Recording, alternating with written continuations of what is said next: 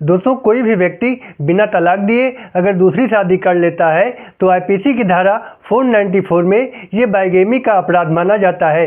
इसके अंतर्गत 7 वर्ष की सजा का प्रावधान है।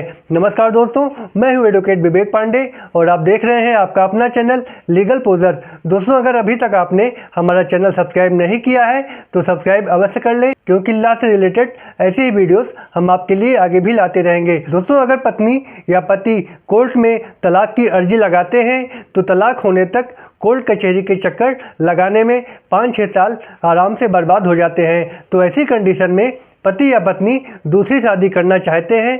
कई केसों में देखा जाता है कि पत्नियां ना तो तलाक लेती हैं और ना ही साथ रहना चाहती हैं, या कोई एक पार्टनर चाहे पति हो या पत्नी ना ही तलाक देते हैं और ना ही साथ रहना चाहते हैं। तो ऐसी कंडीशन में व्यक्ति क्या कर सकता है? दोस्तों, जो बाइगेमी का केस है, 494 का केस है, उसको साबित करना बहुत ही कठिन होता है। इसके लिए वैलिड एविडेंस और वैलिड डॉक्यूमेंट्स की ज़रूरत होती है और बगैर इसके किसी भी व्यक्ति पर 494 का केस नहीं लगाया जा सकता।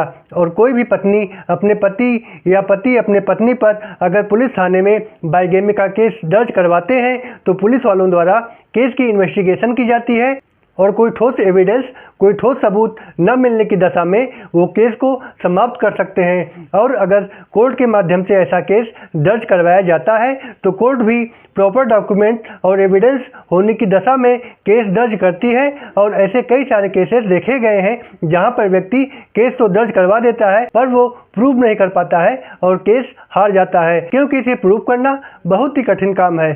दोस्तों, अगर पति और पत्नी का विवाद कोर्ट में चल रहा हो और दोनों फिर से साथ रहने के इच्छुक हों या ये संभावना बन रही हो कि भविष्य में सब कुछ ठीक हो जाएगा, तो ऐसी कंडीशन में अगर आप विवाह करने की सोच रहे हैं तो ऐसा सोचिए भी मत। लेकिन अगर आपको ये पूरा विश्वास है कि हम इसके साथ किसी भी कंडीशन में नहीं रह सकते हैं, तभी आप दूसरी शादी के बारे में सोचिए। हालांकि शादीशुदा रहते हुए भी स्वेच्छा से किसी दूसरे के साथ संबंध रखना, जैसे मान लीजिए कोई स्त्री किसी अन्य पुरुष से संबंध रखती है या कोई पुरुष किसी अन्य स्त्री से संबंध रखता है, तो ये आज के कानून में अपराध नहीं माना जाता है। लेकिन अगर आप बिना तलाक दिए दूसरा विवाह करना चाहते हैं दौरान मुकदमा, तो जब भी आप इस प्रकार से विवाह करें तो बिना कोई दिखावा किए करें। आप कोई बारात, कोई पंडित विवाह में न ले जावें, क्योंकि वही पंडित जो आपका विवाह कराएगा आपके खिलाफ एविडेंस दे सकता है, गवाही दे सकता है और आप सजा के भागी हो सकते हैं।